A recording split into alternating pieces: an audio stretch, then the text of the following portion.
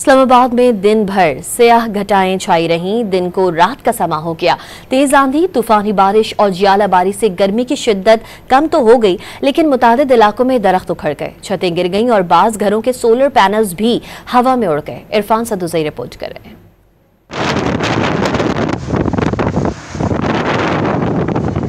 इस्लामाबाद में दिन भर स्याह घटाएं छाई रहीं। सूरज को काले बादलों ने ऐसे ढांप लिया कि दिन को रात का गुमा होने लगा। काली घटाओं, तेज बारिश और ज्वालाबारी से गर्मी की छुट्टी तो हो गई, लेकिन तूफानी हवाओं ने कई दरख्त उखाड़ दिए। कायद-ए-आज़म यूनिवर्सिटी में कैंटीन का शेड गिर गया। तेज तूफानी हवा और बारिश से G11 की कम्युनिटी लाइब्रेरी मुकम्मल तबाह हो गई। तेज आंधी ने लाइब्रेरी के स्ट्रक्चर को खस्ता हाल कर दिया। लाइब्रेरी की छत समेत फर्नीचर भी मुनहदम हो गया। इसी तरह सेक्टर H9 में वाक़े एक्साइज ऑफिस की तेज आंधी से बिजली की तारों और लाइब्रेरी में जा गिरी। बाज मुकामात पर छतों पर नस्ब सोलर पैनल भी हवा में उड़ते रहे। शहर भर में बिजली का निजाम भी कई घंटों तक ताअत्तुल का शिकार रहा। दूसरी जानिब रावलपिंडी की इंतजामिया ने हंगामी सूरत हाल के पेश नजर शहर में रेन इमरजेंसी भी नाफिज की। महकमा मौसमियात का कहना था कि बारिशों का मौजूदा स्पेल आइंदा 2 रोज तक जारी रहेगा। बारिश, ज्वालाबारी और तूफान से रावलपिंडी इस्लामाबाद में निजाम जिंदगी बुरी तरह मुतासिर हुआ।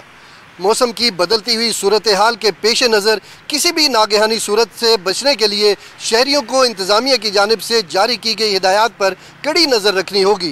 कैमरामैन बिलाल खान के साथ इरफान सदुज़ई, डॉन न्यूज़, इस्लामाबाद।